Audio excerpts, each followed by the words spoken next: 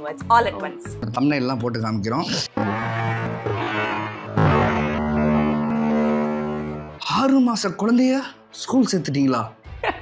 6 மாச குழந்தை இப்படி பண்ணிட்டீங்களே, இதனால சட்டப்படியா நடவடிக்கை எடுக்கப்படும். வணக்கம், இது அரண்சை. நான் தேவா பாஸ்கர். மற்றும் ஒரு முறை டீப் டைவ் பாட்காஸ்ட்டை சந்திக்கிறோம். ரொம்ப நாள் கழிச்சு திரும்ப சந்திக்கிறோம். இந்த முறை யார் கூட பேசுறோம் அப்படின்னா, மனநல ஆலோசகர் தோழர் வில்லவன் ராமதாஸ் கூட தான். வணக்கம்.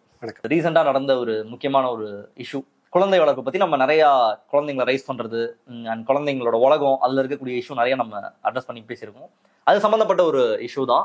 ரோபோ சங்கர் அவங்களுடைய மகள், அவங்க அவங்களுடைய குழந்தைய 6 மாத குழந்தைக்கு எப்படி அவங்க இன்னும் அறிவுபூர்வமாக வளர்க்கலாம், இன்னும் இன்டெலிஜென்ட்டா வளர்க்குறது எப்படி அப்படின்றதுனால ஒரு கம்பெனியை போய் அணுகுறாங்க. ஒரு குழந்தைகளை இன்னும் ஷார்ப்பாக்கக்கூடிய ப்ரீ ஸ்கூலிங் மாதிரி ஒரு 6 மாத குழந்தைக்கு ஸ்கூலிங் பண்ணுறதுன்னு சொல்லிட்டு ஒரு ஸ்கூல்ல போய் சேர்க்குறாங்க, ஒரு இன்ஸ்டியூஷன்ல சேர்க்குறாங்க.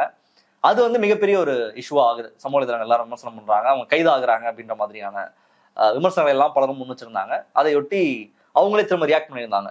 நேற்றைய தினமோ அதுக்கு முந்தின நாளோ, நான் கைதாக போறோமா, என்ன ஆக்சுவலா நடந்தது, அண்ட் இது நிஜமாவே இருக்கா இல்லையான்றதா அவருடைய கணவரும் அவங்களும் சேர்ந்து ஒரு வீடியோலாம் போட்டிருந்ததெல்லாம் பார்த்துருப்பீங்க. ஸோ இதை பற்றி தான் நம்ம பேச இருக்கோம்.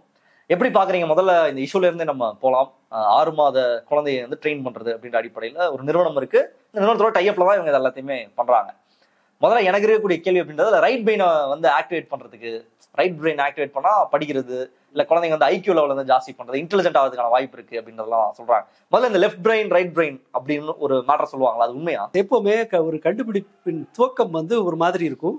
போக போக அது வெவ்வேறு, அது டெவலப் ஆக என்னன்னு சொன்னா, பழைய கண்டுபிடிப்பு அந்த அளவு இம்பார்ட்டன்ட் இல்லைன்னு ஆகும்.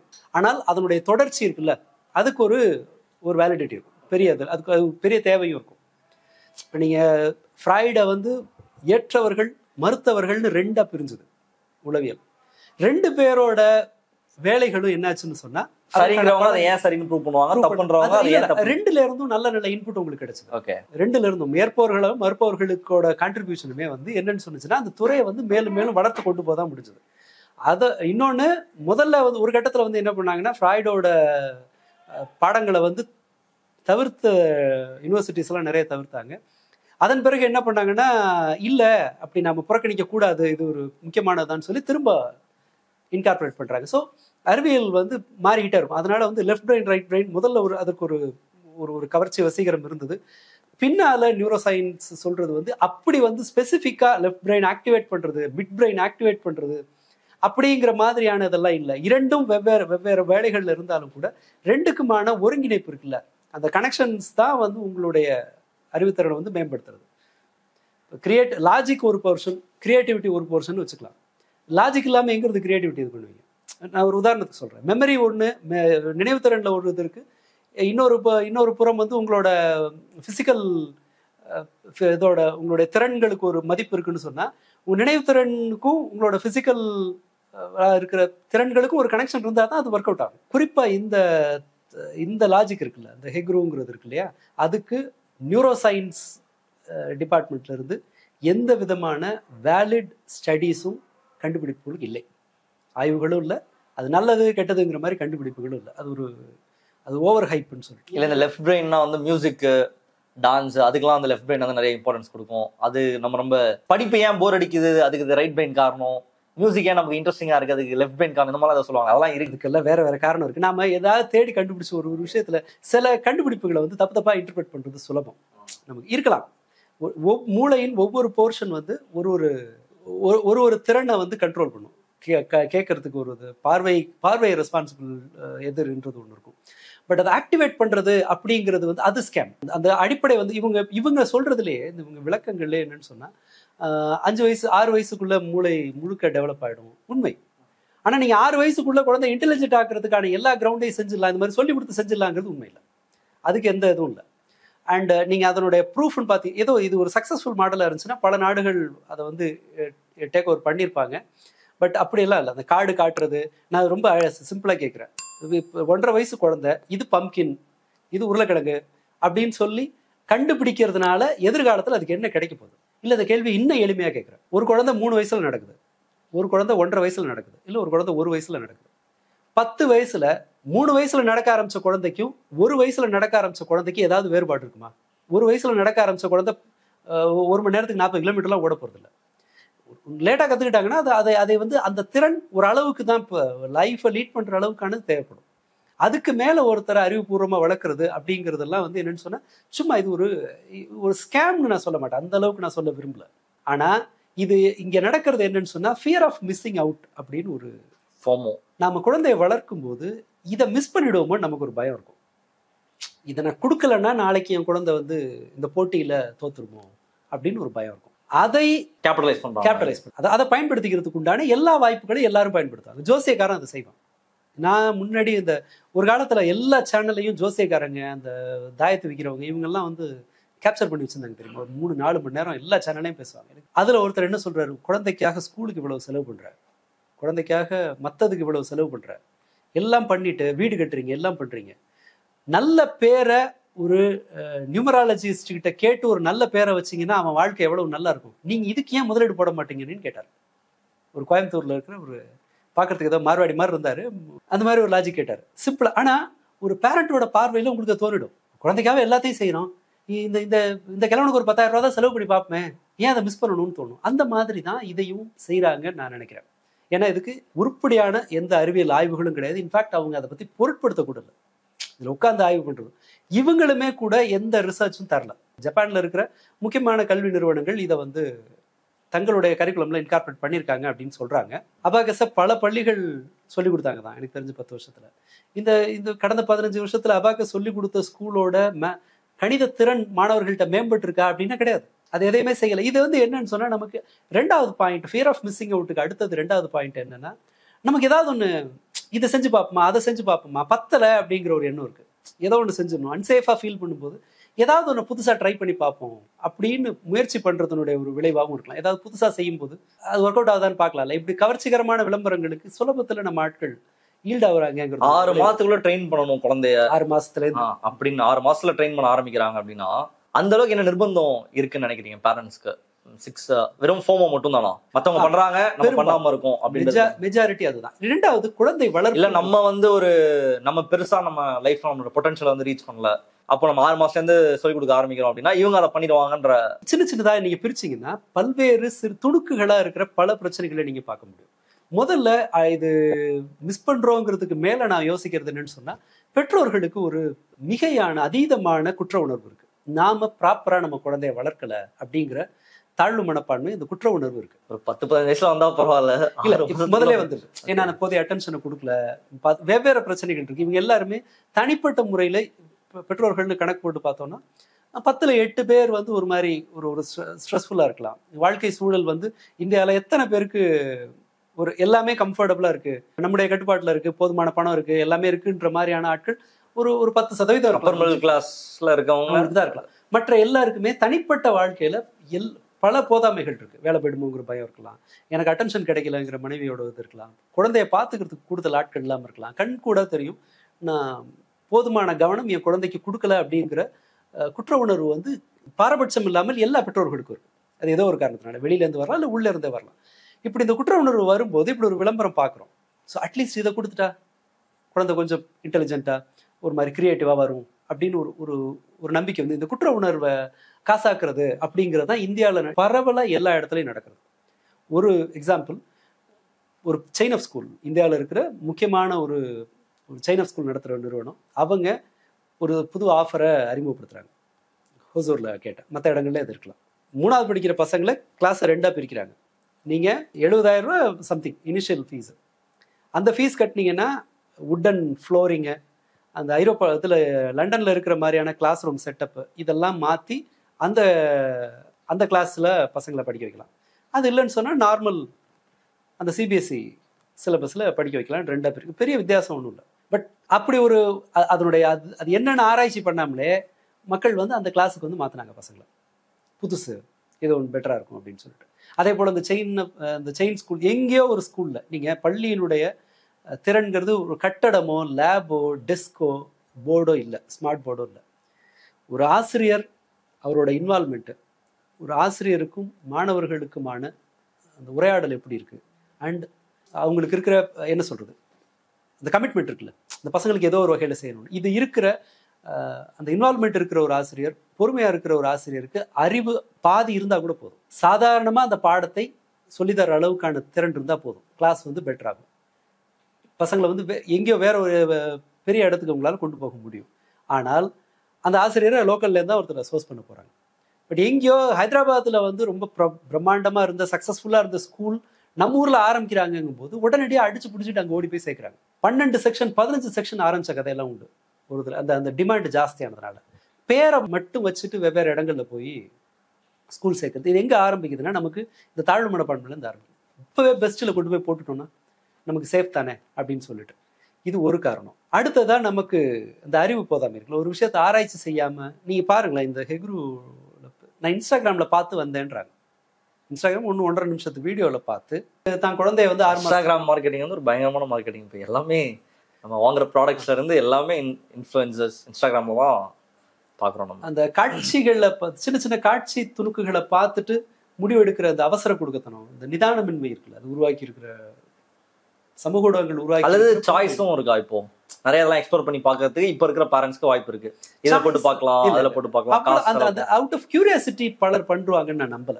இதுல பெரும்பாலும் வேலை செய்யறது நான் மிஸ் பண்ணிடக்கூடாது, நான் பின்தங்கிடக்கூடாது, அண்ட் என்னுடைய மற்ற பிரச்சனைகளை இதுல இருந்து குறைச்சிக்கலான்னு சொல்லிட்டு பரவலாவே பார்த்தீங்கன்னு சொன்னா அந்த ஹெக்ரு கான்செப்டை அதனுடைய சக்சஸ்க்கான ஸ்கேலா எதை வைக்கிறாங்கன்னு சொன்னா, மக்கள் இதை வந்து கிளாஸ்ல தான் குழந்தைய சேர்த்த பெற்றோர்களுடைய ஃபீட்பேக்கை தான் இவங்க வந்து சக்ஸஸுக்கான ஸ்கேலாக காட்டுறாங்க, அதுக்கு மதிப்பீட்டுக்காக காட்டுறாங்க. ஆனால் இதில் இருக்கிற இன்னொரு நம்ம கவனிக்காத பக்கம் என்னென்னா, இந்த ஸ்கூலில் நீங்கள் அம்மாவை என்கேஜ் பண்ணுறீங்க, அம்மா வர்றாங்க, அம்மா வந்து என்ன பண்ணுறாங்க, இன்னொரு 10-15 பேரண்ட் அங்கே வர்றாங்க, அவங்க கூட இன்ட்ராக்ட் பண்ண முடியும். குழந்தைக்கு ஏதோ ஒரு ஆக்டிவிட்டி பண்ணுறோம், சரி நாளைக்கு குழந்தை இன்டெலிஜென்ட் ஆகுங்கிற ஒரு நம்பிக்கை இருக்குது. அண்ட் குழந்தை வளர்ப்பில் இன்னொரு இது முக்கியமானது என்னென்னா, மற்ற உங்களுடைய வேலைகள் எல்லாத்துலேயுமே உங்களுக்கு ஒரு பலனை உங்களால் மெஷர் பண்ண முடியும். நீங்கள் ஒரு திறனை கற்றுக்குறீங்க, காலேஜ் படிக்கிறீங்க, வேலை கிடைக்கும் அப்படிங்கிற ஒரு இது இருக்கும். அந்த காலேஜில் நீங்கள் ஃபஸ்ட்டு வரலாம், அந்த காலேஜில் நீங்கள் விளையாடலாம், இந்த மாதிரி ஒரு பலன் இருக்கும். நீங்கள் ஒரு வேலைக்கு போகிறீங்க, சம்பளம் வரும், ப்ரொமோஷன் வரும், மற்ற எல்லாத்துலேயுமே உங்களால் மெஷர் பண்ண முடியும் அதனுடைய பலனை. ஆனால் குழந்தை வளர்ப்புங்கிறது வந்து மெமரியை பேஸ் பண்ண ஒரு மகிழ்ச்சி தான் அதில் இருக்கும். ரிட்டன் ஒன்று கிடையாது. அது உங்களுக்கு நினைவுகளை கொடுக்கும், அவ்வளோதான். ஒன்று முடிந்த நினைவு, அல்லது நாளைய பற்றின ஒரு கற்பனை. இந்த குழந்தை அப்படி இப்படி பண்ணணும், அப்படி பண்ணணும். நீங்கள் என்னென்னா உங்கள் லைஃப்பை என்கேஜ் பண்ணிக்க முடியும், உங்களுக்கு நல்ல மெமரிஸ் இருக்கும், நல்ல எதிர்பார்ப்பு இருக்கும், கூடுதலாக அந்த குழந்தை வளர்ந்த பிறகு உங்களை பார்த்துக்குங்கிற ஒரு நம்பிக்கை, இதெல்லாமே தான் குழந்தை வளர்ப்பில் இருக்கிறது. ஸோ கண்ணெதிர்க்க உங்களுக்கு அதுலேருந்து ரிட்டர்ன் கிடையாது, இப்போதைக்கு பெருசாக கிடையாது. மேபி கேர் அதெல்லாம் இருக்கலாம், குழந்தையோட அன்பு அதெல்லாம் இருக்கலாம், அதை மீறி இதுதான் நிறைய வேலை செய்யும். ஏன்னா குழந்தை உங்களை வந்து அட்டாச்சாக உங்களோட அட்டாச்மெண்ட்டாக இருக்கிறதுங்கிறது யார் குழந்தை வேணாலும், உங்கள் பக்கத்து வீட்டு குழந்தைய கொஞ்சிங்கன்னா கூட அது உங்கள்கிட்ட அது அட்டாச்மெண்ட்டாக காட்டும். நீங்கள் அதுக்கு சொல்லிக் கொடுத்தீங்கன்னா அதுலேருந்து வரும். பட் நம்ம குழந்தைங்கும் போது அது பெரும்பாலும் மெமரியை சார்ந்தது. அது அப்படி இருக்கும்போது இந்த மாதிரி ஒரு இடத்துல என் குழந்தைய கொண்டு வந்து விட்டுட்டேன், அவன் நாளைக்கு வந்து மற்றவங்களை எல்லாம் விட பெட்டராக இருப்பாங்கிற ஒரு சந்தோஷம் அம்மா வந்து நல்ல ஃபீட்பேக்கை தான் கொடுக்க வைக்கும். தஞ்சாவூரில் நான் ஸ்கூலுக்கு போகிற வழியில் எங்கள் வீட்டு பக்கத்தில் ஒரு வெங்கடேஸ்வரான்னு ஒரு அப்போ அதுதான் தஞ்சாவூரில் இருந்த முதல் ப்ரைவேட் ஸ்கூல் நினைக்கிறேன், ஓரளவு பெருசாக இருக்குது, மெட்ரிகுலேஷன் ஸ்கூல். அங்கே அந்த வரும்போது எங்கள் வீட்டுக்கு வந்த ரிலேட்டிவ் ஒருத்தர் கேட்டார், சொன்னார், எங்கள் மத்தியானம் பிள்ளைக்கு சோறு கொண்டு வர்ற பொம்பளைங்கெல்லாம் என்னங்க மேக்கப் ஃபுல்லாக அலங்காரம் பண்ணிட்டு நல்லா திருத்தமாக புடவை கட்டிட்டு இது வந்துட்டு இப்படி வர்றாங்க, பிள்ளைக்கு சோறு தானே கொண்டு வர்றாங்க அப்படின்னு ஒரு இன்னசென்ஸில் அவர் கேட்டார். பட் இப்போ அதை யோசிக்கும் போது என்ன தோணுதுன்னு சொன்னால், அவங்களுக்கு ஒரே வாசல் அதுதான், தான் நண்பர்களை பார்க்கறதுக்கு, அலங்காரம் பண்ணிக்கிறதுக்கு. தஞ்சாவூரில் அப்போ என்டர்டெயின்மெண்ட்டுக்கு எங்கே போவீங்க? மிஞ்சி போனால் மாதம் ஒரு வாட்டி பெரிய கோயில் போகலாம், அது இந்த எட்டி பார்த்தா தெரியும், அதில் ஒன்றும் பெருசாக அலட்டிக்கிறதுக்கு ஒன்றும் இல்லை. அண்ட் பக்கத்தில் இருக்கவங்கள்ட்ட பேசுறதுங்கிறத விடவும் தன்னை கேர் பண்ணிக்கிறதுக்கான ஒரே வாய்ப்பு என்ன, பிள்ளைக்கு சோறு கொண்டு வரும்போது தான். அதனால அது டிஃபன் கொண்டு வராமல் கூட பல பேர் நண்பர்களை பார்க்கலாம், புதுசாக விஷயம் தெரிஞ்சுக்கலாம். ஸோ நீங்கள் ஆக்டிவாக இருக்கிறதுக்கான ஒரு வாய்ப்பு அது. இந்த இடத்துல அது ஒர்க் அவுட் ஆகுது. என்ன கொடுமைன்னா எவ்வளோ ஃபீஸ்ன்னு தெரில, இங்கே நிறைய பணத்தை கொடுக்குறோம், அந்த வாய்ப்பு பக்கத்தில் இல்லைங்கும் போது அந்த ஒரு குரூப் உங்களுக்கு கிடைக்குது இல்லை, அது உங்களுக்கு ஒரு சந்தோஷத்தை கொடுக்கும். நம்ம குழந்தை ஏதோ பண்ணுது அப்படிங்கிறது இருக்கும். அஃப்கோர்ஸ் நீங்கள் எதையாவது ஒன்று கற்று தந்தீங்கன்னா குழந்தை கற்றுக்கும் போது கேட்க நல்லா தான் இருக்கும். உங்களால் அறம் செய்ய விரும்பு ஆர்வத சினம்ன்றதை வந்து உட்காந்து கற்று தர்றதுக்கு ஒரு அம்மாவுக்கு ப்ராக்டிக்கலாக கஷ்டம் தான். அவங்களுக்கு வேறு வேறு வேலை இருக்கலாம், எல்லாம் இருக்கலாம். அதை யாரோ ஒருத்தர் சொல்லி தர்றாங்க, நம்ம பிள்ளை சொல்லுதுங்கிறத கேட்கும்போது நல்லா தான் இருக்கும். ஆனால் இதனுடைய மதிப்பை அதோட வச்சுருந்தீங்கன்னா ஒன்றும் பிரச்சனை இல்லை. எனக்கு இருக்குது, இவங்க எவ்வளோ ஃபீஸுன்னு தெரில, நான் 1000 கணக்கில் ஃபீஸ் கொடுக்க முடியும், அண்ட் எனக்கு இது குழந்தை கொஞ்சம் ஒரு மாதிரி என்கேஜா இருக்கு, எனக்கு ஃப்ரெண்ட்ஸ் எல்லாம் கிடைக்கிறாங்க, நான் ஒரு ஆக்டிவிட்டியில பங்கேற்கிறேன், அதனால நல்லா இருக்கு அப்படிங்கிற அந்த பலனை நீங்க ஹைலைட் பண்ணீங்கன்னா அதோட நிக்காது மத்தவங்களுக்கு, இது ஒரு பியர் பிரஷரை ஏற்படுத்தும். அப்படி நீங்க எல்லாரையும் உள்ள கொண்டு வர முடியாதுல்ல. நீங்க சந்தோஷமா இருக்கலாம், ஆக்டிவா இருக்கலாம், உங்க குழந்தை சும்மா ஒரு ஆக்டிவிட்டியில ஈடுபடும், இந்த மாதிரி அல்பபெட்லாம் சொல்லும், அதெல்லாம் சொல்லுன்னு சொன்னா யார் வரப்போறா? உங்களுக்கு அதுல ஒரு ஒரு மசாலாவை ஆட் பண்ண வேண்டியிருக்குல்ல. ரைட் பிரெயின் ஆக்டிவேஷன் பண்றோம். இது நார்த்தில் ஒரு ஸ்கேம் நடந்துச்சு. ஒரு ஆள் மிட் பிரெயின் ஆக்டிவேஷன் சொல்லி ஒரு இது ஆரம்பிக்கிறாரு. முதல்ல ரொம்ப ஃபாஸ்டா போகுது. அதாவது என்னன்னா, கண்ணை கட்டிட்டு நீங்க ஒரு டெக்ஸ்ட்டை படிக்கலாங்கிற மாதிரி ஒரு அந்த அளவுக்கு என்ன நீங்க இருட்டு ரூம்ல உட்கார வச்சு லைட் ஆஃப் பண்ணி, கண்ணை தான் கேட்டுறல, இருட்டு ரூம்ல உட்கார வச்சு லைட் ஆஃப் பண்ணிட்டு படிக்க சொல்லி படிக்க முடியாது. இந்த கண்ணை கட்டுறதுல ஏதோ ஒரு ஃப்ராட் பண்றாங்க. இது அந்த மாதிரி மிட் பிரெயின் ஆக்டிவேஷன் சொல்லி ஆரம்பிச்சாங்க. கடைசியா என்ன ஆச்சுன்னு சொன்னா, மிட் பிரெயின் ஆக்டிவேஷன்ங்கிறது வந்து ஒரு ஹம்பக்கது அப்படின்னு சொல்லி விஷயம் தெரிஞ்சவங்க எல்லாம் அதை எக்ஸ்போஸ் பண்ண உடனே என்ன பண்ணிட்டான்னு சொன்னா, பிரெயினை வந்து தூண்டுறதுன்ற மாதிரி பேரை மாத்திட்டாங்க, ஸ்கேம் மாத்திட்டாங்க. மிட் பிரெயினா தானே நீ மாட்டுவ, குண்டலினி யோகா அதை ஏதோ ஆக்டிவேட் பண்றாங்க. அதேதான். இது வந்து என்னன்னா, சில ஆக்டிவிட்டியில இதை வந்து எல்லா இடத்துலயும் ஒர்க் அவுட் ஆகும். நீங்க ஒரு சர்ச்சில் உங்களை குழந்தைய கூட்டு உட்கார வச்சு, இல்ல ஒரு கோயில்ல கூட்டு உட்கார வச்சு, ஏதாவது ஒண்ணு பேசி ஆட்களை உட்கார வச்சு சாப்பாடு போட்டு அனுப்பிச்சிங்கன்னா கூட, ஒரு குரூப்பா நம்ம இருக்கோம், ஏதோ ஒரு வேலை செய்யறோம், நம்ம நேரம் போகுது, நம்ம அதுக்காக தயாரிக்கிறோம், உழைப்பு தானே ஒருத்தர். நீங்க அந்த செயலுக்காக என்ன பண்ணுவீங்க? குரூப்பா ஒரு ஆக்டிவிட்டி பண்ணும்போது அது ஆப்வியஸா பாசிட்டிவ் ரிசல்ட் தான் வரும். ரைட், அவ்வளவுதான். ஆனா அதை வச்சு எல்லா திருட்டு வேலையும் செஞ்சிடலாம், அது வேற விஷயம். நான் இதை வேணா சொல்லுவேன், போய் ஒரு வழிபாட்டு தளத்துல உட்காந்து அவனுங்க மண்டைய கழுவி வீணா போறதை விடவும் இது மோசம் இல்லை. ஆனா இதுக்கு நீங்க இதை நம்புறது இருக்குல்ல, அது எதிர்காலத்தை வந்து அப்படியே தலைகீழ மாத்திரணும், இந்த ரேஸ்ல ஓட வச்சிடணும். இது குழப்பம் வரும்போது நான் நினைவுபடுத்துறது, ஒரு வயசுல நடக்க தேவையா தேவையில்லையா அப்படின்னு ஒரு வார்த்தையில கேட்டா, 6 மாசத்துல ஒரு குழந்தைய வந்து இப்படி ட்ரெயின் பண்றது தேவையா தேவையில்லையா? இந்தியன் என்வாயர்மெண்ட்ல இந்திய பெற்றோர்களுடைய மனோநிலைய ஒரு மாதிரி அதை ஜெனரலைஸ் பண்ணி நம்ம பார்க்கும்போது தேவையில்லை.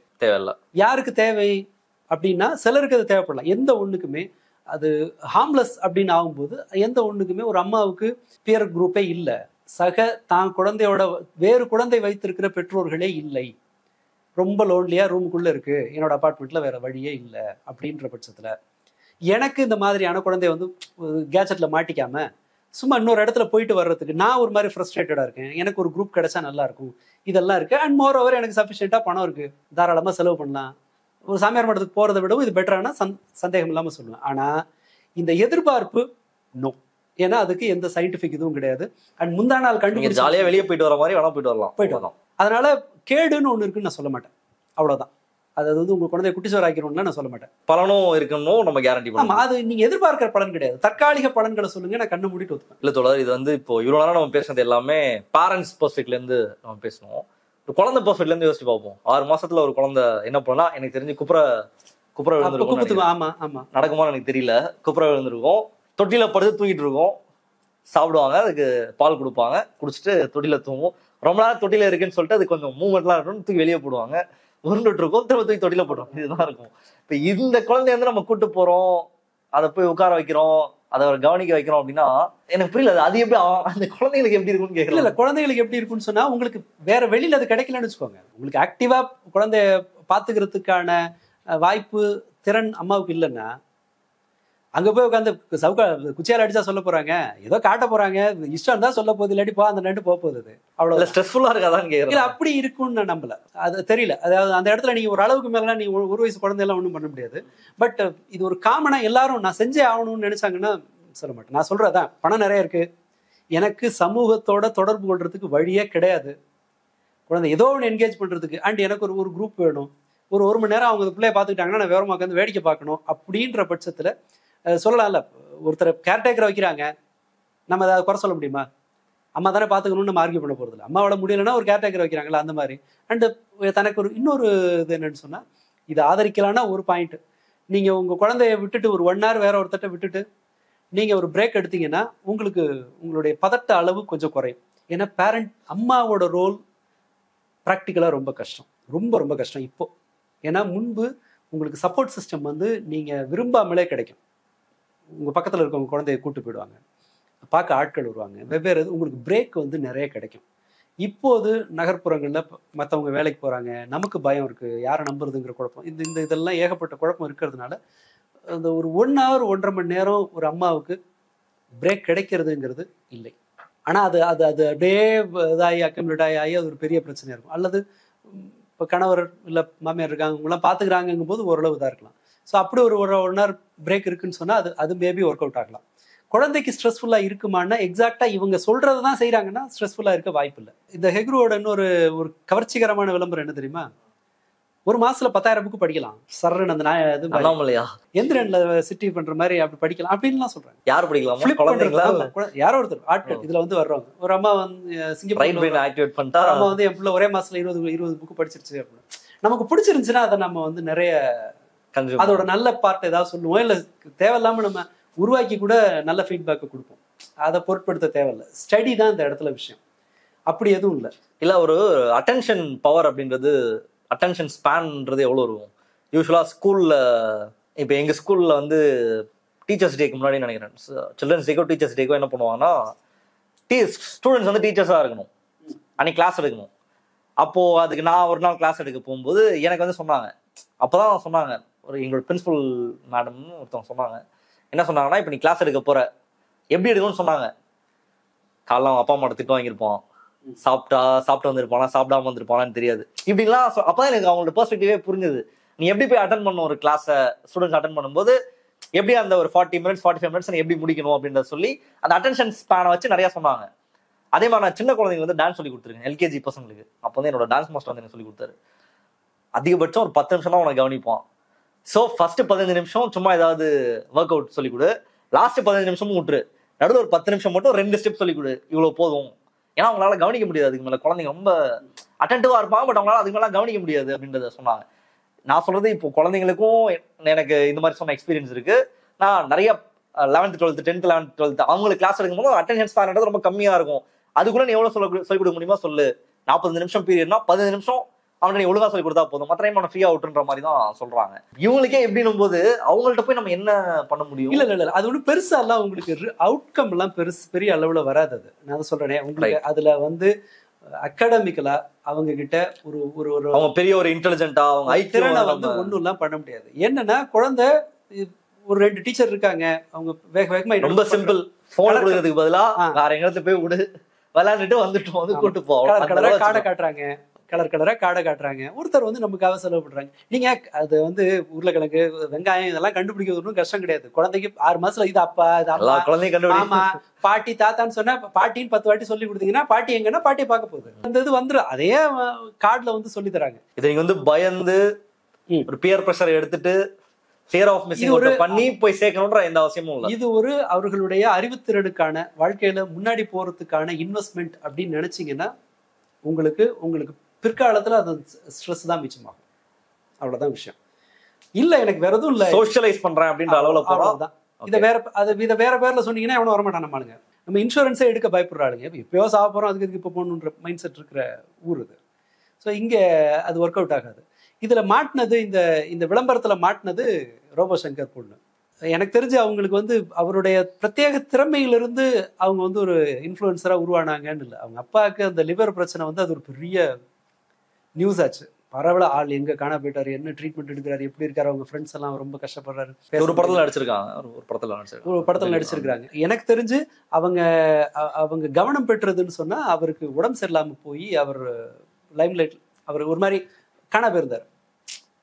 வெளியில சொல்லலை, என்ன பிரச்சனைன்னு சொல்லலை. அந்த கியூரியாசிட்டி இதெல்லாமே சேர்ந்து என்ன பண்ணுச்சுன்னா அவங்களுக்கு ஒரு அட்டென்ஷன் கொடுத்தது. எல்லாரும் திரும்பி பார்த்தாங்க.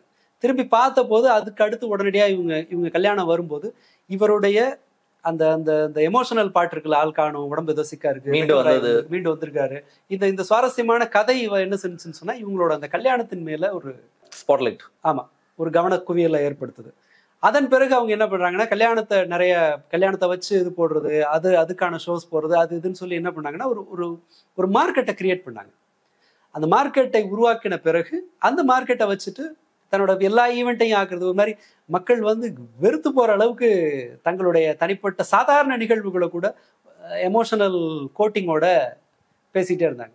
இந்த குழந்தை பிறந்ததுக்கு ஒரு கண்ணீர் வீடியோ, அதுக்கு ஒரு இது அப்படி இப்படின்னு சொல்லிட்டு ஓகே, நம்ம அதுல குறை சொல்றதுக்கு ஒன்றும் இல்லை. இது ஒரு வியாபாரம்னு சொன்னா உங்களுக்கு அதை இன்ஃப்ளூயன்ஸ் பண்றது பத்தி இப்போ ஏன்னா அவங்க கொடுத்துருந்த அந்த ரியாக்ஷன் வீடியோ அப்படின்றது எனக்கு பர்சனலாக கேட்கும்போது ரொம்ப நக்கலாக தான் பேசிட்டு இருந்தாரு. அவர் வந்து ரொம்ப பயங்கர என்ன பண்ண முடியும் உங்களால் அப்படின்ற மாதிரி தான் பேசியிருந்தாரு. ஓகே, அந்த பாட்டுக்குள்ள நம்ம எனக்கு தெரிஞ்சு நான் போக விரும்பல. அதை எப்படி பாக்குறீங்க நீங்க? அவங்க பேசின அந்த வீடியோ மத்தவங்களாம் இவங்க அரெஸ்ட் ஆயிடும் அப்படின்லாம் போட்டிருந்தாங்க, ஏன் இப்படி பண்றாங்க இவங்களை விமர்சனம் பண்ணியிருந்தாங்க. அதை அட்ரஸ் அந்த அவங்க லாஜிக் சொன்னாங்க இல்லையா, அது வந்து ஒழுங்கா படிக்காம யாரோ சொல்லி கொடுத்ததை வச்சு இவங்க வந்து இந்தியன் கவர்மெண்ட் ஓவர் கான்ஃபிடன்ஸ்ல அவங்க பேசிட்டாங்க. ரொம்ப சிம்பிள். அம்மாவால பாத்துக்க முடியாத சூழல்ல இருக்கிற அம்மாவை பால்வாடி பாத்துக்கணுங்கிறது தான் அதுல இருக்கிற ஒரு பாயிண்ட். அது குழந்தைய பார்த்து அதான் 8 மாசத்துல சேர்க்கறதுங்கிறது மாதிரி. 8 மாசத்துல என்னமோ கணக்கு, 6 மாசம் அப்படி. அதுதான் இது அவங்க என்ன பண்றாங்கன்னா 6 மாசத்துல குழந்தைய வந்து பால்வாடியில சேர்க்கறத கவர்மெண்ட்டே என்கரேஜ் பண்ணுதுன்னு இவங்க புரிஞ்சுக்கிறாங்க. அதை போல அவங்க அவங்க அவங்க ஜஸ்டிஃபை பண்ண எல்லாமே தப்பு.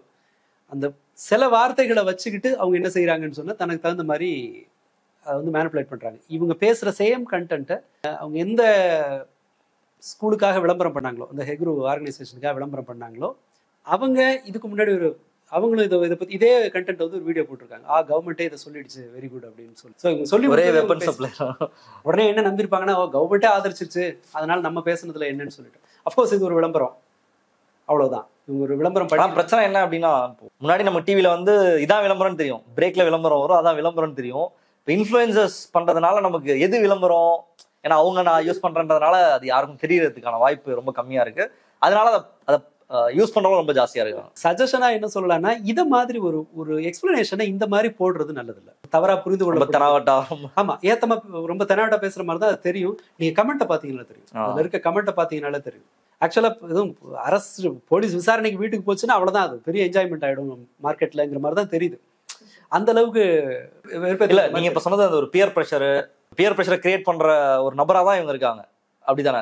இந்த இஷ்யூவை பொறுத்த வரைக்கும் அது குறித்தான ஏதாவது புரிதல் இருக்கா அவங்க கிட்ட? இல்ல அதை பத்தின கவலை இங்க இந்த மார்க்கெட்ல இறங்கிட்டா அப்படி கவலை இருக்காதுன்னு நினைக்கிறேன். ஏன்னா உங்களுக்கு ஒரு எக்கோ சேம்பர் மாதிரி உங்களை இது சூப்பர்னு சொல்றதுக்கு ஆள் கிடைக்கும் போது நாம அதற்கான அந்த கிரிட்டிசிசத்தை வந்து வன்மத்துல பண்றான், இவங்க எல்லாம் வெறுப்புல பண்றாங்க அப்படின்னு சொல்லிட்டு அந்த மாதிரி ஒரு நமக்கு வேண்டிய விமர்சனத்தை மட்டும் அவங்களால எடுத்துக்க முடியும். ரெண்டாவது, அவங்களுக்கு அன்கான்சியஸா அவர்களுக்கு புரியும் இந்த மாதிரியான வெறுப்பு, இந்த விமர்சனங்கள் தான் நம்மளுக்கு மார்க்கெட்டை அதிகப்படுத்துது அப்படிங்கிற அறிவும் அவங்களுக்கு இருக்கும். ஏன்னா நல்ல கண்டென்ட்னு வச்சுக்கோங்களேன், அதை விரும்புறவங்க மட்டும்தான் பார்ப்பாங்க. பட் உங்களுக்கு ஈக்குவலா வெறுப்பவர்களை சம்பாதிச்சு வச்சிங்கன்னு வச்சுக்கோங்களேன், அவனும் சேர்த்து பார்ப்பான். இன்டு 2 உங்களோட கண்டென்ட்டுக்கு வந்து 2 மடங்கு மார்க்கெட்டை நீங்க இந்த ஹேட்டர்ஸை உருவாக்கி வச்சிட்டீங்கன்னா போதும். ஏன்னா விரும்புறவனும் பார்ப்பான், வெறுக்கிறவனும் பார்ப்பான். அண்ட் வெறுக்கிறவன் என்ன பண்ணா விரும்புறவனை விட அதிகமாக அதுக்கு மார்க்கெட் பண்ணுவான். ஸோ இந்த இன்ஸ்டா இன்ஃப்ளூயன்சர்ஸ் இவர்கள் எல்லோருமே, இந்த யூடியூப் இன்ஃப்ளூயன்சர்ஸ் எல்லாருமே அவங்க பெருமளவு நம்புறது ஆதரவாளர்களை விட எதிரிகளை தான். ஏன்னா எதிரிகளை வச்சுட்டு ஒன்று நீங்க கண்ணீர் விட்டு வீடியோ போடலாம், ஐயோ என்ன பண்ணலாம், அட்டாக் பண்ணலாம், அப்படி சவால் விடலாம், என்ன எது நினைச்சியாடா, நான் மில்க் மேட் இல்லடா செல்ஃப் மேட்ரா அப்படின்னு சொன்னா உடனே எல்லாரும் எடுத்து போடுவாங்க. இல்லை சரி தப்புங்கிற ஆர்குமெண்ட்டுக்கே நான் போகல. ஏன்னா இது ஒரு வியாபாரம். இது அந்த வியாபாரத்தை நடத்துறதுக்கான ஒரு பிளாட்ஃபார்ம்னு வரும்போது அதுல இவங்க ரோபோசங்கர் பொண்ணு வரக்கூடாதுன்னோ இவங்க வரக்கூடாதுன்னோ நம்ம சொல்ல முடியாது. இந்த இடத்துல இதற்கு வந்து லீகலா நமக்கு ஒரு கைடன்ஸும் கிடையாது. அதனால மக்களுக்கு சொல்றதா இருந்துச்சுன்னா, இந்த ஃபர்தரா நீங்க தனிப்பட்ட முறையில் ரிசர்ச் பண்ணாம இந்த மாதிரியான ஸ்கேம்ல வந்து விழாதீங்க. ஒண்ணு கேட்டா மேக்கப் போடுற ஒரு அம்மாவோட நம்பி நான் ட்ரேடிங்ல இன்வெஸ்ட் பண்ணேன்னு சொல்ற ஆட்கள் இருக்காங்க நம்ம ஊர்ல. ஸோ எந்த அளவு பலவீனமான பார்வையாளர்களை நாம வச்சிருக்கோங்கிறதுனால அவங்கள்ட்ட ஒன்று சொல்லலாம். இவங்களுக்கு சொல்றதுன்னா ஒரு தப்பு நடந்ததுன்னு சொன்னா அது என் புரிதல் அளவுலேருந்து இதை நான் செஞ்சேன், எனக்கு ஃபர்தர் இது தெரியல, நீங்க வந்து கன்சல்ட் பண்ணீங்கன்னு சொல்லிட்டு அதை நியாயமா ஹேண்டில் பண்றது சரி. அதை விட்டுட்டு யாரோ ஒருத்தர் கொடுக்குற இன்புட் இல்ல நீங்க எல்லாமே ஏதோ ஒரு கோமாளி ரேஞ்சில தான் டீல் பண்ணாங்க, நீங்க எல்லாம் என்னடா அப்படின்ற அளவுதான் தெரியல. அவங்க பைலோன் ரங்கநாதன்லாம் என்ன மாதிரி அவர் பேசினாரு, அவங்க பேசுனாங்கன்னு தெரியல. அப்புறம் வக்கீல்கிட்ட எல்லாம் ஒரு வக்கீல் கேஸ் போடுறதுன்னா நான் இது கேஸ் போடணும், அவரே வக்கீல் அவர் போட்டோம், இது ரொம்ப நக்கலா பேசுற மாதிரி தான் இருந்துச்சு. மேபி பதட்டத்துல கூட சிலர் வந்து ரொம்ப நர்வஸா இருக்கும்போது அதை மறைக்கிறதுக்காக காட்டுவாங்க, அது திமிரா பேசுற மாதிரி தெரியும். யாரை நம்பலாம் நம்ப கூடாதுன்றதானே இங்க இருக்க கேள்வி. இப்போ ஒரு விஷயத்த நம்ம பண்றோம் அப்படின்னா நீங்க சொன்ன மாதிரி ட்ரேடிங்ல போறாங்க, அதுல காசு, அது வந்து நம்ம ஃப்ரெண்ட்ஸை நம்பி ட்ரேடிங்ல போறது அப்படின்றதே அது ரொம்ப என்ன சொல்றது, அந்த மார்க்கெட்டே புரியாம அப்படிதான் அதுவே நடந்துட்டு இருக்குன்னு ஒரு பக்கம் இருக்கு. அண்ட் இந்த மாதிரி இன்ஸ்டா இன்ஃப்ளூயன்சர்ஸை நம்புறது, உங்களுக்கு அந்த டெக் பாஸ் இஷ்யூலாம் தெரியுமா? டெக் பாஸ், டெக் சூப்பர் ஸ்டார்லாம் தெரியுமா? அது பார்க்கும்போது தான் எனக்கு ஒரு ஸ்கேம் வந்து புரிஞ்சுது. இப்போ நான் வந்து ஏதாவது வாங்கணும் அப்படின்னா உடனே போய் நான் யூடியூப்ல பார்ப்பேன். ஓகே இதை வாங்கலாமா வேணாமா, ஏன்னா இது மாதிரி ஹேபிட் ஆயிடுச்சு. இப்போ எல்லாத்தையுமே வாங்குறதெல்லாம் பார்த்து என்ன சொல்றாங்க அப்படின்றது. அங்க போய் பார்த்தா அவங்க காசு, கம்பெனியை காசு கேட்டு அவங்க மிரட்டி இருக்கிறது, எல்லாத்துக்கும் நீங்க காசு கொடுக்கலன்னா நான் உங்களோட ரிவ்யூ எப்படி மோசமா யூடியூப்ல சொல்லுவேன்னு சொல்றதெல்லாம் புரியுது. இது எனக்கு தெரியாது. ஆமா, நான் அதை டைப் போட்டு அவங்கள்ட்ட பணம் வாங்கிட்டு ப்ரொமோட் பண்ணாங்கிற, பணம் வாங்கிட்டு ப்ரொமோட் பண்றது ஒண்ணு. இப்ப இந்த சாம்சங் வந்து காசு கொடுக்கலன்னா உன்னை அடிச்சு நான் வீடியோ போடுவேன், OnePlus சூப்பர்னு சொல்லி நான் வீடியோ போடுவேன்ற அளவுதான் அந்த பிசினஸ் நடந்திருக்கு. ஓகே, அப்ப இதுல எது உண்மை எது பொய்ன்றதே, ரியாலிட்டி என்னன்றதே தெரியல. அப்ப யாரை நம்புறது, நம்ப கூடாது. அதுவும் இந்த மாதிரி குழந்தை வளர்ப்புன்ற ஏதோ ஒரு கேஜெட் ஒண்ணு நான் வீணா போயிடுச்சுன்னா தூக்கி போட்டு போயிடுவேன். பட் குழந்தைங்களை இன்வெஸ்ட் பண்றது அப்படின்னா ரொம்ப ஒரு சீரியஸான ஒரு விஷயம். யாரையும் நம்ப வேண்டாம். ஒரு ஃபேக்டர் அனாலிசிஸ் பண்ணாமல் நீங்கள் ஒரு இன்புட் எடுங்க.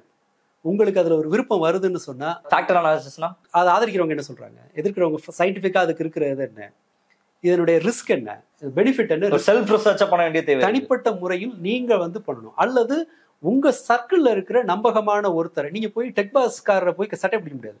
நீ ஏன் அப்படி சொன்ன, நான் அந்த போனை வாங்கிட்டேனேன்னு சொல்லி நான் பிடிக்க முடியாது. நம்ம கூட இருக்கிறவங்களுக்கு அந்த ஒரு பொறுப்பு இருக்கும், இது சரிதானா அப்படின்னு சொல்லிட்டு. இப்போ என் சர்க்கிள்லயே கேஜெட் எது பெட்டரா இருக்கும்னு சஜஸ்ட் பண்றதுக்கு ஒரு ஆள் இருப்பாங்க, இல்ல ஸ்கூலிங்ல சஜஸ்ட் பண்றதுக்கு ஒரு ஆள் இருப்பாங்க. அப்படி இருக்கும்போது நம்ம அந்த மாதிரி ரியல் பியர் குரூப்ல இருக்கக்கூடிய உங்களுக்கு க்ளோஸ் நெருங்கிய வட்டத்தில் இருக்கக்கூடிய சேர்ந்து தேடுங்க, அல்லது ஒரு ரிக்வஸ்ட், அந்த மாதிரி ஒரு வேலையை செய்யலாம். நாம வந்து ஒரு வீடியோ கண்டென்ட்டை வச்சுட்டு அல்லது ஒரு ஃபேஸ்புக் போஸ்ட்டை வச்சுட்டு ப்ராக்டிக்கலா சாத்தியமும் கிடையாது. அவங்களுக்கே எல்லாம் தெரியுன்றது என்ன நிச்சயம் இருக்கு. நீங்க ஒரு விஷயத்த பரிசீலனை செய்யாமல் இங்க போறது வந்து ரொம்ப ரொம்ப சமீப உதாரணம்னு சொன்னா அந்த ரிதன்யா நம்ம பேசின இஷ்யூ இருக்குல்ல, அதன் பிறகு ஒரு சேனல்ல ஒரு சைக்காலஜிஸ்ட் பேசுறாங்க, டாக்டர்ன்றாங்க, ஸோ தட் ப்ராப்ளம் பிஎஸ்சி முடிச்சிருக்கணும். சைக்காலஜிஸ்டோட ஒரு எக்ஸ்பிளனேஷன் வருது, பயங்கர ஷாக்கிங்காக இருக்குது அவங்க இதை கேட்கும்போது. இந்த ஒரு உளவியலாளருக்கான எந்த அடிப்படை நெறிகளையும் ஃபாலோ பண்ணாமல் அவங்க பேசியிருக்காங்க. முதல் பாயிண்ட்டு, அந்த பையன் கவின் கல்யாணத்தில் அவன் சிரிக்காமல் இருக்கான், இந்த பொண்ணு சந்தோஷமாக சிரிச்சிட்டு இருந்திருக்கு, ஸோ இதுவே அவனோட கேரக்டர் காட்டுதுன்றாங்க. ஒரு புகைப்படம், எதையுமே ஒரு ஃபோட்டோவை வச்சு நீங்கள் ஒரு முடிவுக்கு வர்றதுங்கிறது ஒரு லே பர்சனே செய்யக்கூடாது. ஒரு எக்ஸ்பர்ட் அதை செய்கிறாங்க சிம்பிளாக, அவங்க வாயிலேருந்து கேஷுவலாக வருது. அடுத்ததாக ஒன்று சொல்கிறாங்க, இதெல்லாம் பார்க்கும்போது, கேள்விப்படுற செய்தியெல்லாம் பார்க்கும்போது கவினுக்கு வந்து நார்சிசிஸ்டிக் பர்சனாலிட்டி இருக்கலாம், அவங்க குடும்பத்துக்கே ஒரு கலெக்டிவ் பர்சனாலிட்டி டிசார்டர் இருக்கும் அப்படின்றாங்க. அவங்க தரப்பு என்ன, ஒரு எதிரில் ஒரு ஆள் இல்லாமல் ஒரு நபரை நீங்கள் தனிப்பட்ட முறையில் இது பண்ணாமல், அல்லது அவங்களோட சோஷியல் மீடியா போஸ்ட்டை வச்சு ஒரு முடிவுக்கு வந்தேன், அவங்களோட மற்ற பேசின கண்டென்ட்டை வச்சு ஒரு முடிவுக்கு வந்தேன், நீங்கள் டொனால்ட் ட்ரம்ப்பை பற்றி ஒரு அசஸ்மெண்ட்டுக்கு வர்றீங்கன்னு சொன்னால், உத்தேசமாக வர்றீங்கன்னு சொன்னால், அவர் சோஷியல் மீடியாவில் போடுறாரு, ஒரு நீண்ட காலம் அவர் வந்து எல்லாருக்கும் அறிமுகமானவர், முன்பு என்ன செஞ்சார், இப்போ என்ன செய்கிறாரு, இதெல்லாம் இருக்குது. அதை கூட நீங்கள் கொஞ்சம் ஜஸ்டிஃபை பண்ணலாம். இவன் தான் செய்யக்கூடாது, கோல்டு வாட்டர் ரூல்னு ஒன்று இருக்குது, இந்த மாதிரியெல்லாம் செய்யக்கூடாதுங்கிறதுக்கு. அப்படி ஒரு முடிவுக்கு வந்தால் கூட அது பரவாயில்ல. கவின்கிற ஒரு நபர் அந்த குடும்பத்தை பற்றி யாருக்கும் எதுவுமே தெரியாது. இவங்க எதிர்த்தரப்பு, இழந்த தரப்பு குற்றச்சாட்டை வச்சுட்டு அவருக்கு ஒரு நார்சிசிஸ்டிக் பர்சனாலிட்டி டிசார்டர் இருக்குன்னு ஒரு சைக்காலஜிஸ்ட் சொல்றாரு. அடுத்ததா இன்னொரு டேமேஜ், தற்கொலைங்கிறது இம்மீடியட்டா ஃப்ராக்ஷன் ஆஃப் செகண்ட்ல வர்ற ஒரு முடிவு அப்படிங்கிறாங்க. பேஸ்லெஸ். WHO அல்லது மற்ற எல்லா ரிசர்ச்சும் சொல்றது என்னன்னு சொன்னா, 90% தற்கொலைகள் குறிப்பிட்ட காலம், லாங் டேர்ம் அவர்களுக்கு ஒரு மனநல பிரச்சனையோடு தொடர்போடு தான் அந்த தற்கொலைகள் நடக்குது. இது இன்டர்நேஷனல் ஸ்டடிஸ். இந்தியாவில் பொருளாதார காரணங்கள் இருக்கலாம், இன்னொன்று மென்டல் ஸ்டேட்டஸை பற்றின நமக்கு தரவுகளே நம்மள்கிட்ட கிடையாது. ஒருத்தர் இறந்து போனாங்கன்னா அவங்களோட மென்டல் ஸ்டேட் எப்படி இருந்துச்சுன்னு ஆராய்ச்சி பண்ணாதான் நமக்கு தெரியும். அதனால இந்தியாவில் அது தெரியாது. மற்றபடி ரிசர்ச் சொல்றதுன்னா இது ஒரு காரணம் இருக்கு. போதுமான அறிகுறிகளை காட்டாமலாம் ரொம்ப ரேர் கேசஸ் தான் ஆல் ஆஃப் அ சடன் நடக்கலாம். அப்படி இருந்தும் கூட அவங்களுக்கு சூசைடல் ஐடியேஷன் முன்பே இருந்திருக்கும். ஒரு ஸ்டேஜ் எல்லாம் இருக்கு. அந்த சைக்காலஜிஸ்ட் வந்து வீக்குன்னு நான் சொல்ல மாட்டேன். ப்ராப்ளம் என்னன்னு சொன்னா, இந்த மார்க்கெட் இருக்கு இல்லையா, ஒரு நிதானமான அனாலிசிஸை கேட்க தயாரா இல்லை. நீங்க துப்பாக்கியில சுடுற மாதிரி டக்கு டக்கு டக்கு டக்குன்னு நீங்க ஒரு கமெண்ட் அடிச்சு ஒருத்தனை தூக்கி போட்டு மிதிச்சா தான் இங்க உங்களுக்கு சந்தை இருக்குங்கும் போது ஒரு எக்ஸ்பர்ட் கூட அல்லது இந்த விஷயத்தை பத்தி நியாயமா பரிசீலிக்க தெரிஞ்ச ஒருத்தவங்க கூட இந்த இந்த இந்த வெள்ளத்துல வந்து மாட்டிக்கலாம், ஈல்ட் ஆகலாம் இந்த அட்டாக்ல. ஸோ அதனாலதான் சொல்றேன். நான் அதன் பிறகு எனக்கு என்ன ஷாக்குன்னு சொன்னா, நம்ம எந்த நம்பிக்கையில ஒரு சைக்காலஜிஸ்ட போன்னு நம்ம ரெஃபர் பண்றது ஒரு ஆளை, இவங்களே இந்த மாதிரி பேசுனாங்கன்னு சொல்லிட்டு. பட் அப்படி பயப்பட வேண்டாம். மேபி அந்த அந்த அந்த ஸ்டூடியோ செட்டப் வந்து புதுசா இருக்குன்றதுனால அவங்க இந்த மாதிரி பேசியிருக்கலாம். எடிட்டிங் ஏதாவது ஸ்டூடியோ என்ன டிமாண்ட் பண்ணுது அப்படின்றத தெரிஞ்சு நீங்க கேட்கிற பொருளை தானே இங்க கொடுக்க முடியும். ஸோ உங்களை பியர் குரூப்பை கேட்டு, எக்ஸ்பர்ட் பியர் குரூப்பை கேட்டு கொஞ்சம் அசோசியேட் ஆகி கொஞ்சம் செல்ஃப் ரிசர்ச் பண்றது எப்பவுமே இனி அது இது ஒரு முக்கியமான விஷயம். ஃபிட்னஸ், இப்போ நான் ஃபிட்னஸ் வீடியோ நிறைய பார்ப்பேன். அதுல வந்து இஷ்டத்துக்கு சஜஸ்ட் பண்ணுவாங்க எல்லாரும். அவன் சொல்ற ப்ராடக்ட் வந்து இவன் தப்புன்னு சொல்லுவான், இவன் சொல்ற ப்ராடக்ட் அவன் தப்புன்னுவான், இந்த ப்ரோட்டீன் பவுடர் இப்படி இருக்கு, கிரியேட்டின் அப்படின்னு நிறைய சொல்லுவாங்க. இதை எதை நம்புறது? ஒரு நாளைக்கு இவ்வளவு முட்டை சாப்பிடலாம் ஒருத்தர் சொல்லுவாரு, சாப்பிடக்கூடாதுன்னு ஒருத்தர் சொல்லுவாரு. இது பயங்கரமான ஒரு இதுல யாரு இது எத்தனை ஒருத்தர் வந்து வெளிப்படையாவே சொல்றாரு, இந்த ப்ராடக்ட் வந்து ஒரு கேவலமான ப்ராடக்ட், ஆனா மத்த இன்ஃபுளுன்ஸ் வந்து இதை வித்துட்டு இருக்காங்க, என்கிட்ட இவங்க வந்தாங்க நான் விற்க மாட்டேன்னு சொல்லிட்டேன் அப்படின்னு ஒருத்தர் வந்து சொல்றாரு. ஸோ இப்படிதான் நம்ம கன்சியூம் பண்ற ப்ராடக்ட்ஸ் வந்து அதனுடைய நம்பகத்தன்மை அப்படின்றது மிகப்பெரிய கேள்விக்குறியாக தான் இருக்கு. அது எல்லா இடத்துல இது ஏன்னா இது நம்ம எந்த தனிநபரையும் குறை சொல்ல முடியாது. ஒண்ணு அவங்க புரிஞ்சுக்கிட்ட தப்பா இருக்கும், இல்ல அவங்களுக்கு வேற ஒருத்தர் அந்த இன்புட்டை கொடுத்துருப்பாங்க. அதுக்கு மேல எல்லாமே சப்ஜெக்டிவ். உங்களுக்கு பொருந்துற ஒண்ணு. ஸோ சிம்பிள் ஆலோசனைன்னு சொன்னா பக்கத்துல கேட்கறது அண்ட் உங்களால முடிஞ்ச அளவுக்கான ரிஸ்கை மட்டும் எடுக்கிறது. அதனுடைய பின்விளைவு இருக்கு இல்லையா, பக்க விளைவுகளை தெரிஞ்சு நீங்க அந்த ரிஸ்க் எடுக்கலாம், அவ்வளவுதான். ஒரு செக் அண்ட் பேலன்ஸ் இருக்கிறது. கண் மூடிட்டு ஒருத்தரை ஃபாலோ பண்றது, ஃபாலோ பண்ணும். அவங்க வந்து அக்கௌண்டபிள் கிடையாது, நம்ம அவங்கள போய் கேட்கவே முடியாது. லூசர் நாம தானே, கேள்வி கேட்டா சாரி நான் ஒரு வாரத்துல பதில் சொல்லிட்டு போயிடலாம். ரைட். குழந்தை வளர்ப்பு பத்தி, இந்த குழந்தை வளர்ப்புன்றது இருக்குல்ல, இப்போ உங்களோட பெர்ஸ்பெக்டிவ்ல கேட்குறேன். இப்போ என்னோட ஜென்ரேஷன் இருக்கு, எனக்கு நீங்க முன்னாடி ஜென்ரேஷன் இருந்திருப்பீங்க, ஒரு 5 வருஷமாவது இருந்திருக்கும். இப்போ இந்த 2 ஜென்ரேஷன் நீங்க பார்த்துருப்பீங்க. அடுத்தது நம்ம வரலாம். இந்த 2 ஜென்ரேஷன் எப்படி வளர்த்துருக்காங்கன்றது உங்களுடைய பெர்ஸ்பெக்டிவ். நம்மளுடைய பெற்றோர்கள் வந்து உங்களுக்கு முன்னாடி இருக்கக்கூடிய ஜென்ரேஷன், அதை ஏன் ஜென்ரேஷனா உங்க ஜென்ரேஷனை எப்படி வளர்த்துருக்காங்க, ஓரளவுக்கு ஒழுங்கா வளர்த்துருக்காங்களா, எப்படி பார்க்க? இல்ல வளர்த்துருக்காங்கன்னு இல்லை. ஆக்சுவலா அது வந்து ஒரு குழந்தை வளர்க்கிறதுங்கிறது வந்து ஒரு பெற்றோரோட ரோல் இன்னைக்கு ரொம்ப ரொம்ப அதிகமா இருக்கு. அது முன்பு வந்து பல சமயங்கள் அது ஆட்டோமேட்டிக்கா நடக்கும். ஏன்னா உங்களோட சமூகம் வந்து அந்த பொறுப்பை வந்து எடுத்துட்டு இருக்கும். ரோடு சேஃபா இருக்கும். ஸோ நீங்க எந்த வீட்டில் வேணாலும் போய் விளையாடலாம். பல வீடுகளில் சின்ன குழந்தைங்க வந்து காலையில போட்டு நைட்டு தூங்க தான் வரும் வீட்டுக்கு. தூக்கிட்டு போற வீட்டில் வந்து பார்த்துக்குவாங்க, ரோட்ல விளையாடுவாங்க, தேடி போறதே இருக்காது. இப்போ எங்களெல்லாம் வந்து சாயங்காலம் தான் தேடுவாங்க. மத்தியானம் சாப்பாட்டுக்கு வரலனாலும் சாயங்காலத்துக்கு மேலே தான் என்ன ஆளை காணுமேன்னு தேடுவாங்க. கிராமங்கள்ல அதுவும் இருக்காது. ஏன்னா சாப்பாடு ஏதோ ஒரு வீட்டில் சாப்பிட்டு எங்கேயோ ஆத்துல விளையாண்டுட்டு இப்படி வந்துருவாங்கன்னு சொல்லி அப்போ வந்து எதிர்பார்ப்பு ரொம்பவும் குறைவா இருந்தது. நகர்ப்புறங்கள்ல மட்டும்தான் அது இருந்துச்சு. ஒரு சில குடும்பங்கள் மட்டும்தான் கரெக்டா உயர்ஜாதி அதிக பணம் இருக்கிறவங்க அவங்க ஒரு மாதிரி பிளான்டா பண்ணிட்டு இருப்பாங்க. சிஏ படிக்கிறவர் தன்னோட அந்த மார்க்கெட்டை தான் உருவாக்கி வச்சிருந்த ஒரு கஸ்டமர் பேஸ், ஒரு எக்கோசிஸ்டம் வந்து தான் பையனை கொடுக்கணுன்றதுனால அவங்க வந்து தான் பையனை சிஏ ஆக்கணும், வக்கீல் ஆக்கணும் அப்படின்ற மாதிரி ஒரு பிளானிங்ல இல்லை. ஹாஸ்பிட்டல் கட்டினவர் தான் ஹாஸ்பிட்டல் அப்படியே தான் பசங்களுக்கு ஒப்படைக்கணும் அப்படின்னு நினைச்சு சிலர் பண்ணலாமே தவிர, மற்றபடி எல்லாரும் ஸ்கூலுக்கு அனுப்பணும், கட்டாயம் ஸ்கூலுக்கு அனுப்புவாங்க. ஸ்கூல்ல ஏதாவது பிரச்சனை வந்துச்சுன்னா அதை சரி பண்ண பார்ப்பாங்க. 10th வரும்போது கொஞ்சம் மண்டையில் தட்டுவாங்க, ஒழுங்கா படி, விளையாட போகாத படின்னு சொல்லிட்டு. +2 மார்க்கை வச்சுட்டு 10th மார்க்கை வச்சு +2க்கு ஒரு கற்பனைக்கு போவாங்க. +2 மார்க் வர்றதை வச்சுட்டு எந்த காலேஜோ அதுக்கு தகுந்த காலேஜை வந்து சேர்த்துருவாங்க. சாய்ஸ் அவங்களுக்கு ரொம்ப பெருசாலாம் இருந்தது இல்லை. 100 காலேஜில் எதுன்ற யோசிக்கிற மாதிரியெல்லாம் இருக்காது. நல்ல மார்க் எடுக்கிறானா, டோட் 1 கிடைக்குதா, நல்ல இன்ஜினியரிங் காலேஜ் போட்டோம், இல்லையா பக்கத்து ஊரில் இருக்கிற ஆர்ட்ஸ் காலேஜில் ஏதோ ஒன்று சேரட்டும் அப்படிங்கிற அளவில் ரொம்ப எளிமையாக இருந்துச்சு. ஸோ பெற்றோர்களுக்கு அந்த நெருக்கடி இல்லை, ஒரு பெரிய ப்ரெஷர் இல்லை. அதை தான் குழந்தைகளுக்கு தள்ளிவிட வேண்டிய தேவை இல்லாமல் இருந்துச்சு. லாஸ்ட் 20 இயர்ஸில் அது வந்து உச்சத்தில் போயாச்சு. இந்த ஐடி வளர்ந்த பிறகு கிராமப்புறங்கள்லேயே அவங்களுக்கு என்ன கண்ணெதிரில் தெரியுதுன்னு சொன்னால், நீங்கள் ஒரு ஐடி படிக்கிற ஒருத்தர் பெங்களூரில் போய் 2 வருஷத்தில் 70,000 ரூபா வாங்குறாரு அப்படிங்கிற செய்தி தஞ்சாவூர்லேருந்து ஒரு 20-30 கிலோமீட்டர் தள்ளி இருக்கிற கிராமங்களுக்கு போகும்போது அவங்க கணக்கு மைண்ட் எப்படி போகும்? நீங்கள் 1 ஏக்கர்லேயே தஞ்சாவூரில் நீங்கள் அதிகபட்சம் வருஷத்துக்கு 20,000 ரூபா பணம் பார்க்கலாம். இப்போ 50,000 ரூபா மாதம் வருதுன்னா என்ன அர்த்தம்? நீ கிட்டத்தட்ட 50 ஏக்கர் வச்சிருக்கிறதுக்கு ஈக்குவல் அது. ஸோ இயல்பாக அந்த கல்வியின் மீதான ஆர்வம் வருது. கூடுதலாக நல்ல மார்க் எடுக்கணும், நல்ல ஸ்கூலில் படிக்க வைக்கணுங்கிற ப்ரெஷர் வந்து பில்ட் ஆகி அது செலவில் இழுத்து விடுது. கல்விக்கு இன்வெஸ்ட் பண்ணுறது, தேடுறது, என்னமாவது பண்ணி ஏதோ ஒரு காலேஜில் வந்து நல்ல காலேஜை தேடி கண்டுபிடிச்சு சேர்க்கணுங்கிறது முக்கியமாக பணம் நம்முடைய ஒட்டுமொத்த நம்பிக்கையும் கல்வியின் மீது இந்த கடந்த 20 வருஷம் கொண்டு வந்து விட்டுருக்கு. அதனோட அடி மூட்டை யாருன்னா பசங்க தான். அம்மா தன்னோட நேரத்தை வந்து செலவு பண்ணலாம், சம்பாதிக்கிறாங்கும் போது தன்னுடைய சேமிப்பு இதெல்லாம் செலவு பண்ணலாம். அப்பா தன்னுடைய உழைப்பு ரொம்ப காம்ப்ளிகேட் ஆகியிருக்கு, எல்லாம் செய்யறாங்க. ஆனா அந்த அந்த அந்த அழுத்தம் கடைசியா எங்க போய் விடியுதுன்னு சொன்னா அந்த அந்த இதோட அடி மூட்டை வந்து குழந்தைங்க தான். நான் இவ்வளவு செலவு பண்ணேன், நீ படிக்கல நீ குட்டிச்சரா போயிடுவ, இந்த மாதிரியான குழப்பம். ஸோ பசங்க அதுல என்ன, அதை சமாளிக்கிறதுக்காக அந்த குற்ற உணர்ச்சியை நான் சரியா பண்ணல, மற்றவங்க எல்லாம் நல்ல ஸ்கூல்ல படிக்க வைக்கிறாங்க, திரும்ப இவங்களே என்னால அந்த ஸ்கூல்ல படிக்க வைக்க முடியல, சைத்தன்யா மாதிரி ஒரு ஸ்கூல்ல படிக்க வைக்க முடியல, நாராயண மாதிரி ஒரு ஸ்கூல்ல படிக்க வைக்க முடியல, ஐயோ அந்த தாழ்வு மனப்பான்மை நான் என்ன பண்றது, அந்த குற்ற உணர்ச்சியை நான் என்ன பண்ணட்டும். பசங்களுக்கு ஓவர் ஃபிட் பண்ணலாம், கேட்கறதெல்லாம் வாங்கி கொடுக்கலாம், இந்த ஒரு தப்பை பலர் செய்யலாம். காசு இருக்கிறவங்க என்ன பண்ணுவாங்க, இந்த ஸ்கூல் சரியா இல்ல, ஸ்கூல்ல ஷாப்பிங் பண்ற மாதிரி மாத்திர பெற்றோர்கள் இருக்காங்க. முதல் 3 வருஷம் இங்க படிப்பாங்க, அப்படிலாம் நிறைய ஸ்கூல்ல மாத்திட்டே இருக்கு தேவை. அதாவது வந்து அப்படின்னா நீங்க ஒரு தெளிவில்லாம இருக்கீங்கன்னு அர்த்தம். அல்லது பிரச்சனையை அட்ரஸ் பண்ணாம நீங்க வேற ஒரு இடத்துல தீர்வு தேடுறீங்கன்னு அர்த்தம். உங்களுக்கு அஃபோர்டபுள் இது ஸ்கூலை தேர்வு செய்யறதுல நான் சில இது சொல்லுவேன். நீங்க ஒரு 15 நிமிஷத்துல உங்க குழந்தைங்க வீட்டுக்கு வர தூரத்துல ஸ்கூல் இருக்கிறது பெட்டர். அவங்களுக்கு ஒரு 2 மணி நேரம் கூடுதலா கிடைக்கும். நீங்க 1.5 மணி நேரம் டிராவல் பண்ணி போற ஒரு பள்ளியை தேர்வு செய்றீங்கன்னா அது உலகத்தரம் இருக்கிறதுலே பெஸ்ட் ஸ்கூலா இருக்கட்டும். நீங்க 1.5 மணி நேரம் உட்காந்து டிராவல் பண்ணி போறீங்கன்னு சொன்னா அந்த டயர்ட்ல முதல் 2 பீரியட் எங்க நீங்க படிப்பீங்க? ஒண்ணு. அடுத்ததா நீங்க 9 மணி ஸ்கூலுக்கு காலையில 1.5 மணி நேரம் டிராவல் பண்ணணும்னா எப்போ ரெடி ஆகணும் குழந்தை? சாப்பிடணும் 7 மணிக்கு சாப்பிடணும். அப்பதான் 9 மணி ஸ்கூல்ல ரீச் பண்ண முடியும். அப்ப என்ன ஆகும்? வயிற்றுல சாப்பாடு இருக்காது. 11 மணிக்கு ஜங்க் ஏதாவது சாப்பிடுவாங்க.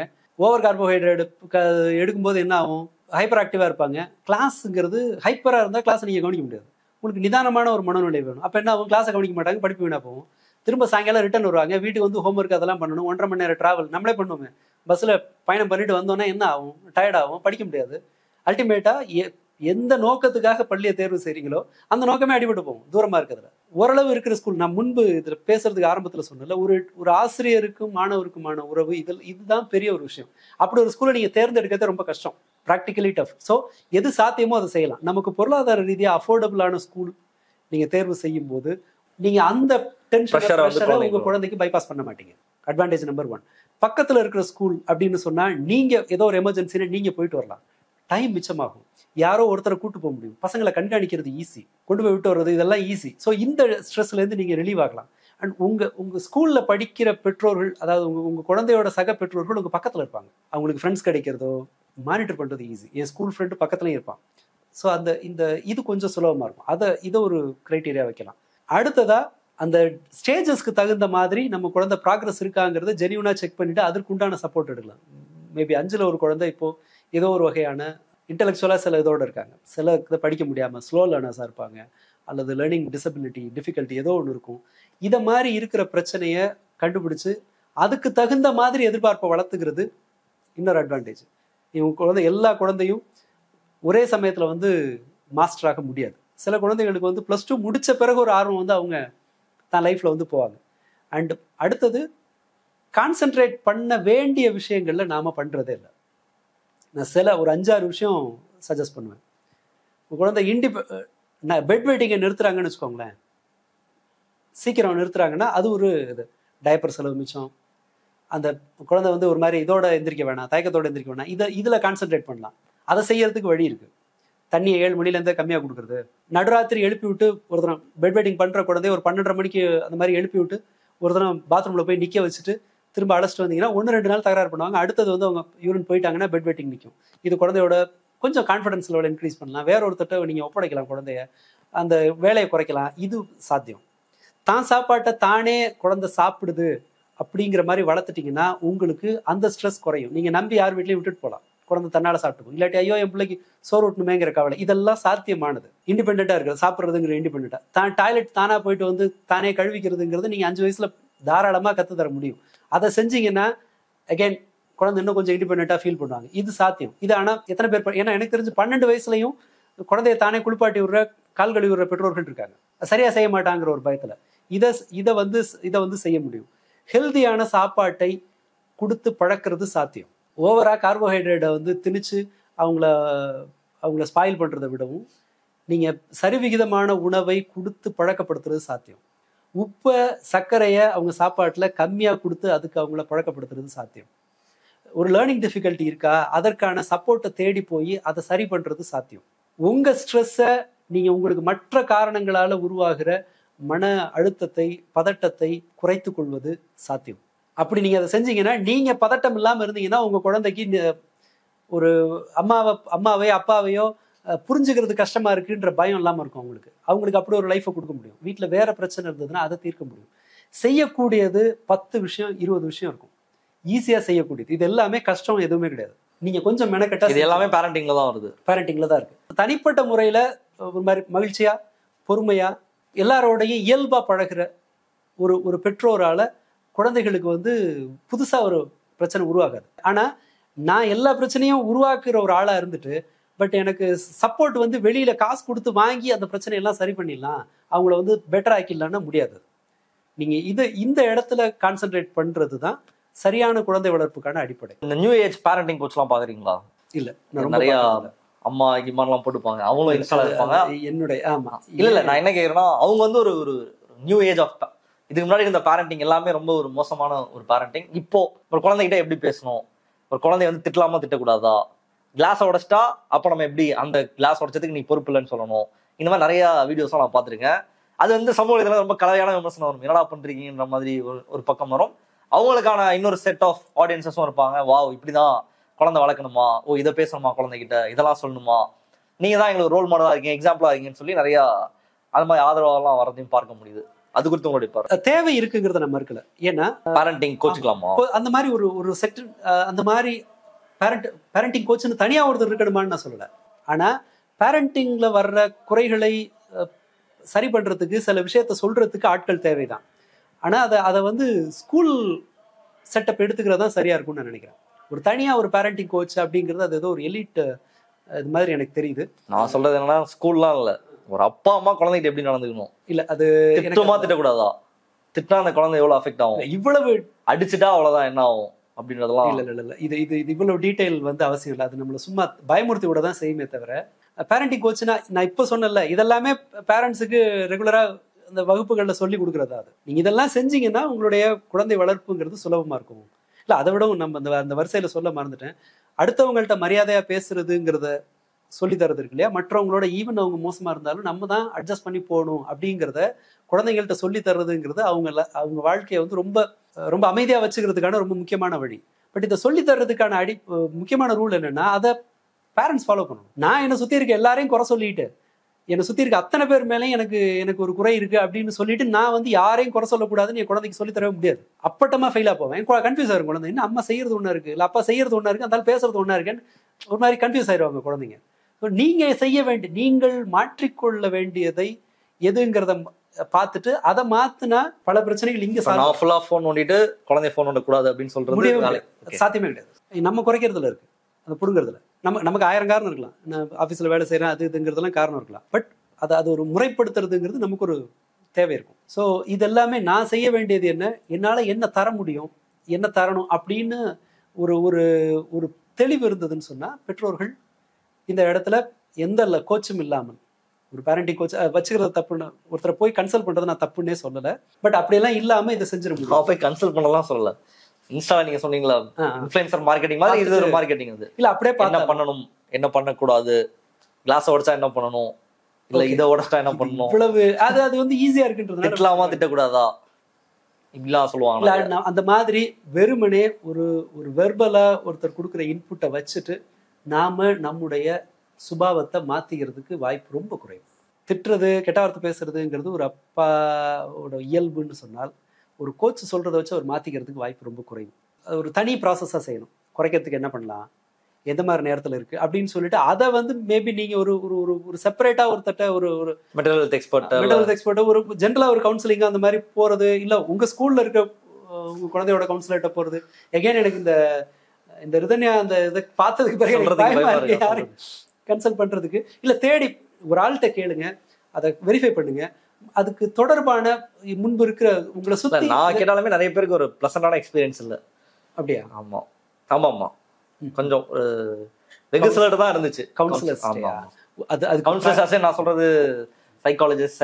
எனக்கு அதுல இருக்க பிராக்டிக்கலா ஒரு பிரச்சனை சொல்லிடுறேன். நாம வந்து இது ஐரோப்பா, அமெரிக்கா மாதிரி மேற்கத்திய நாடுகள்ல அங்கிருந்து உருவாகி வந்த ஒரு மென்டல் ஹெல்த் சப்போர்ட் தான். அது செகண்டரி கேர். அது பிரச்சனை என்னன்னா, இந்தியா நீங்க ஒரு கவுன்சிலிங் தேவைப்படும் போது நம்ம ஆளுங்க கோயிலுக்கு போவாங்க, ஜாதகம் பார்ப்பாங்க. ட்ரீட்மெண்ட் தேவைப்படும் போது கவுன்சிலர்கிட்ட போவாங்க. இங்க அதனால என்ன, இன்னொன்னு இந்தியாவில் ஒரு இது இருக்கு, ஒரு சில விஷயங்களுக்கு நீங்க 10 முறை ஒருத்தட்ட பேசுற மாதிரி இருக்கும். எனக்கு தெரிஞ்ச இத்தனை வருஷத்துல ஒரு 4-5 பேர் தான் அந்த மாதிரி தொடர்ந்து அந்த சீக்வன்ஸை வந்து சரியா ஃபில் பண்றவங்க ஒரு 5-6 பேர் தான் இருப்பாங்க மொத்தமாவே. இங்க வந்து உடனடியா ஒரு தீர்வு வந்து தேவைப்படுது பலருக்கும். அப்படி இருக்கும்போது நீண்ட காலமா உட்காந்து இப்படி செய்யலாம், அப்படி செய்யலாம், ஒரு தியரி, இந்த தெரப்பி அட்மினிஸ்டர் பண்ணலாம், இது மாதிரியான ஒரு நீண்ட காலம் முதலீடு செய்வதற்கு காத்திருக்கிறதுக்கு பொதுவா மக்கள் தயார் இல்லைங்கும் போது, அந்த சர்வீஸ்ல இருக்கவங்க என்ன பண்ணுவாங்கன்னா உடனடி தீர்வுகளுக்கு தான் அவங்களும் ஜம்ப் பண்ணுவாங்க.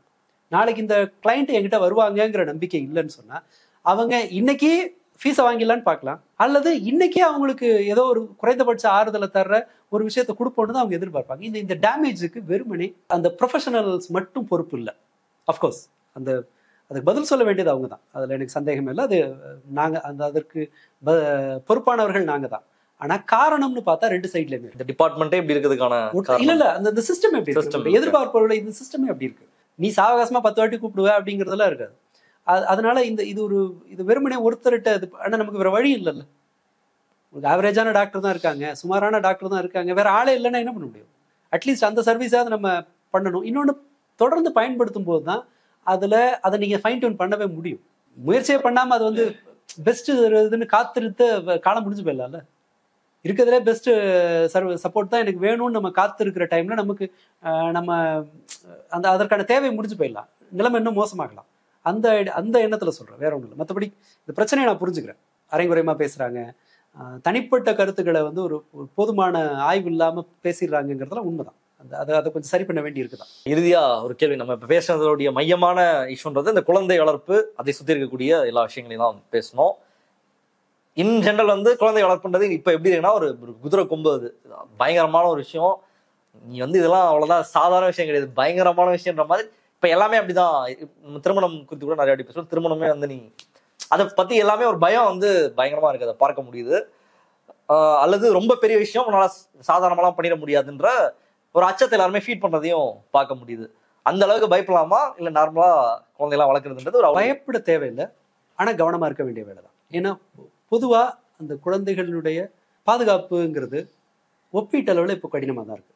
இந்த வேன் ஆக்சிடென்ட் இருக்குல்ல, யாரோ ஒருத்தரோட அலட்சியம். பார்க்கெல்லாம் இருக்கு இல்லையா, அந்த ராட்னம் அதெல்லாம் அதோட மெயின்டெனன்ஸ் மோசமாக இருக்கு. குழந்தைகள் தான் அதாவது ரோட் சைடில் இப்போ ஒரு பையன் எலக்ட்ரிக் இதில் நடந்து போகும்போது ஆக்சிடென்ட் ஆகுது, வண்டி ஓட்டி அடிபடுறது, இதெல்லாமே சின்ன பசங்க. இந்த மாதிரி அவர்களுடைய பாதுகாப்புங்கிறது ஒரு சிக்கலாக இருக்குது. மற்ற பிரச்சனைகள் அதிகமாக இருக்குது.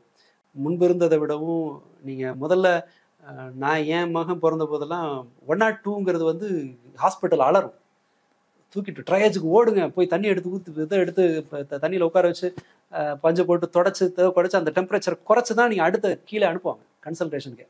அந்த மாதிரி இருந்தது. இப்போல்லாம் நர்ஸுங்க கூட அலட்டிக்கிறது இல்லை. 103 ரைட் அதை கொடுத்துடலாம் மாத்திரன்ட்டு. நோய்களோட தாக்கம் தீவிரமாக இருக்குது, நம்ம சப்போர்ட்டுக்கான ஆள் குறையுது.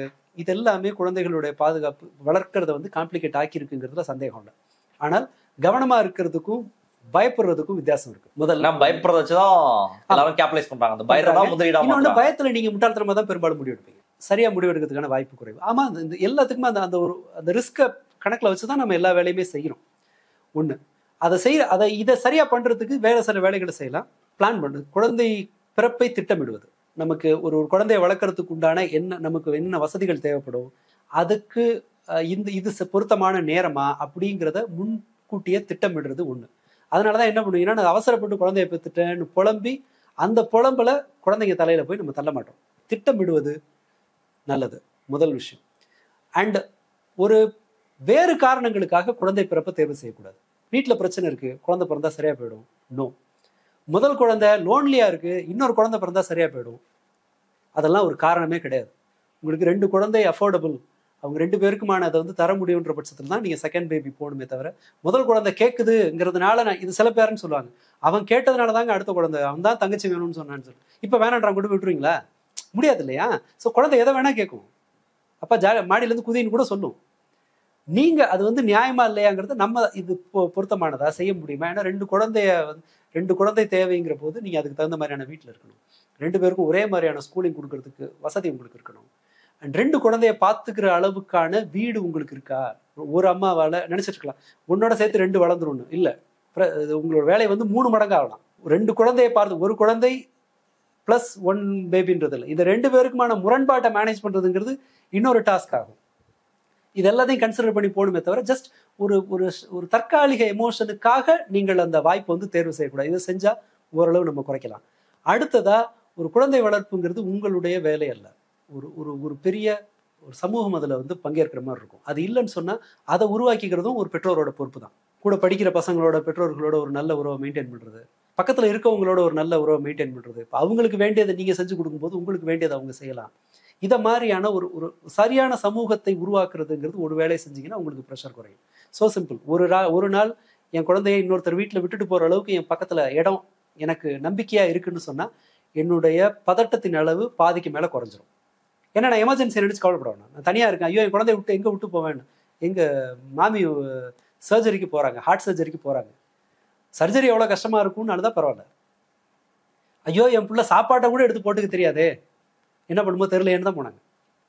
கவலை வந்து இதுன்னு சொல்ல ஒரு உதாரணம். மற்றபடி என்னன்னு சொன்னால் என் குழந்தை என்ன செய்யுங்கிற பயம் வந்து உங்களோட மற்ற வேலைகள் அதை வந்து பாதிக்கும்.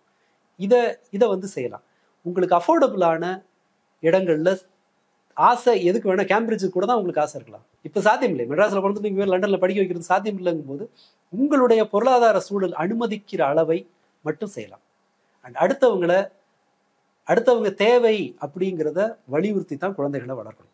நல்லா அவன் வந்து கரெக்டாக செஞ்சா எல்லாருமே மோசம் சுத்தி அந்த வேலையே இல்லை. இன்னொன்று விஷயம், நீ தான் அட்ஜஸ்ட் பண்ணிட்டு போகணும். எல்லாரும் ஒன்று தூக்கி கொஞ்சிட்டு எல்லா நேரமும் கொஞ்சம் மாட்டாங்க. அது பேரண்ட்ஸுக்கும் பொருந்தும், குழந்தைகளுக்கும் பொருந்தும். அதுக்கு தகுந்த மாதிரி தான் நம்ம வளர்த்துக்கணும். என்னை யார் மதிக்கிறாங்களோ அவங்கள்ட்ட இன்னும் கூடுதல் இதாரு, யார் மதிக்கலையோ அந்த அளவுக்கானதோட. பட் இங்கே குறை சொல்லிட்டு புலம்பிட்டு ஐசோலேட் பண்ணிக்க கூடாது. எல்லாரும் தான் தேவை, எல்லாரும் கூட அட்ஜஸ்ட் பண்ணணும், எல்லாருக்கும் வாய்ப்பு இருக்கிற எல்லாருக்கும் உதவி செய்யணும் அப்படிங்கிறத வலியுறுத்தி வளர்க்கும் போது உங்க குழந்தைங்க வந்து உங்களை டிபெண்ட் பண்ணியிருக்க மாட்டாங்க ஒரு கட்டத்துக்கு பிறகு. ஸோ இது உங்க சர்க்கிளை மெயின்டைன் பண்றது, அவங்கள குழந்தைகளை பொறுமையா இருக்க கத்து தர்றது. அதுக்கு முதல் வழி நீங்க பொறுமையா இருக்கிறதா. நீங்க எதுக்குமே வெயிட் பண்ண மாட்டீங்கன்னு சொன்னா உங்க குழந்தைகள் வந்து எதுக்குமே வெயிட் பண்ண மாட்டாங்க. சில விஷயம் டிலே ஆகும்னா டிலே ஆகும். வாங்கி தர்றத கூடுமானவரை லேட் பண்ணி ஒரு டைம் சொல்லி வாங்கித்தாங்க.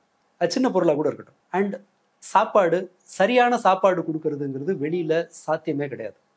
நீங்கள் வீட்டுக்கு வெளியில் அனுப்பிட்டீங்க அவங்க பார்த்துக்கிறதுக்குன்னு சொன்னால், குழந்தைகளுக்கு வெளியிலேருந்து சாப்பாடு கொடுக்குறீங்கன்னு சொன்னால் அது நல்லதாக இருக்கிறதுக்கான வாய்ப்பு ரொம்ப குறைவு. சரியான உணவுங்கிறது அவங்கள வந்து ஹெல்த்தியாக இருந்தாங்கன்னா அவங்களுடைய சிந்தனையும் மேம்படும். இதெல்லாம் செஞ்சுட்டு அவங்களுக்கு சாப்பாடும் ஹெல்த்தியாக இருக்குது, அதில் நீங்கள் கவனம் செலுத்துறீங்கன்னு சொன்னால், அண்ட் அந்த குற்ற உணர்வை குறைக்கிறதுக்காக குழந்தைங்களுக்கு வெளியில் கூட்டு போய் ஐஸ்கிரீம் அதெல்லாம் வாங்கி கொடுக்குற இதை மாதிரியான சின்ன சின்ன நம்மளா உருவாக்குகிற டேமேஜை பண்ணாமல் இருந்தாலே குழந்தைங்க பிரச்சனைக்குரியதாக மாறுறதுக்கான வாய்ப்பு கணிசமாக குறைக்கலாம். அதுக்கு மேலே இருக்கிறதெல்லாம் நீங்கள் யாரோ ஒருத்தட்ட கன்சல்ட் பண்ணலாம். எல்லாத்தையும் ஒரு நபரில், ஈவன் நான் சொன்னதையுமே கூட இன்னொரு செக் பண்ணுங்கள்.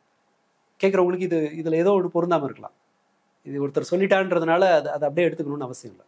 ஸோ இதையும் கூட நான் எந்த ஒரு ஆளுமே சொல்கிறது கூட நீங்கள் இன்னும் ஒரு தடவை உங்கள் தரப்புலேருந்து ஒரு தடவை செக் பண்ணலாம். நம்புகிறேன் நான் சொன்னது எதுவுமே ஹார்ம்ஃபுல்லாக இல்லை, ஒரு சப்ஜெக்டிவாக இருக்கிறது இல்லை, ஒருத்தருக்கு பொருந்தாமல் போகிறது இல்லைன்ற கவனத்தோடு தான் பேசுகிறேன். மேபி அப்படின்னு கூட நான் மிஸ் பண்ணியிருக்கலாம். இதெல்லாம் செய்யும்போது பேரண்டிங் ஈஸின்னு சொல்ல மாட்டேன், பட் அது உங்களுக்கு ஒரு பெரிய பாரமாக இருக்காது, சமாளிக்கக்கூடியதாக இருக்கும்.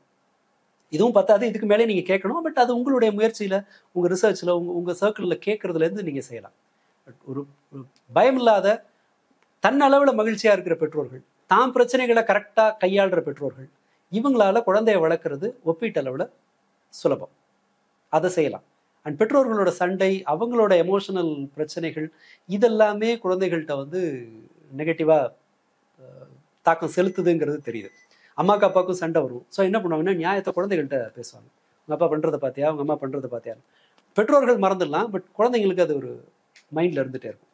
அல்லது தான் பிடியில் தான் குழந்தைய வச்சுக்கிறதுக்காக, ரொம்ப ரேராக நடக்கிறது நான் சொல்லலை, பட் மைக்ரோ லெவலில் நம்ம பண்ணுறோமான்னு செக் பண்ணிக்கலாம். தான் பிடியில் குழந்தை இருக்கணுங்கிறதுக்காக என்ன பண்ணுவாங்கன்னா ஒருத்தர் ஓவர் ஃபீட் பண்ணுவாங்க. என் மனைவி என் குழந்தைய சரியாக பார்த்துக்கல, அதனால குழந்தை ஆசைப்படுறத வாங்கி தரேன்னு சொல்லி அப்பா ஸ்பாயில் பண்ணுறது நடக்கும், அல்லது அம்மா ஸ்பாயில் பண்ணுறது நடக்கும்.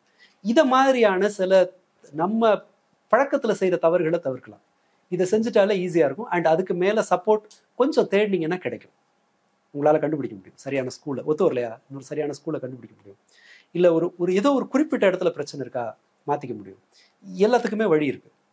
அது ஒரு பெற்றோர்களுடைய முன்முயற்சியில் தான் இருக்குது. இன்ஸ்டாகிராமே நம்ப வேண்டாம், ரொம்ப ஆராய்ச்சி பண்ணாமல் எதையும் நம்ப வேண்டாம். செல்ஃப் ரிசர்ச் பண்ணணும், இன்ஸ்டால வர எல்லாத்தையுமே நம்பி அதில் போய் இன்வெஸ்ட் பண்ணுன்ற தேவையில்லை. அண்ட் இன் ஜென்ரல் ஒரு 6 மாத குழந்தைக்கு தேவையா அப்படின்னு கேட்டிங்கன்னா, சோஷியலைஸ் பண்ணுற அளவுக்கு ஒரு ஃபோன் யூஸ் பண்ணாமல் கேட்டிங்கன்னா தேவையில்லை.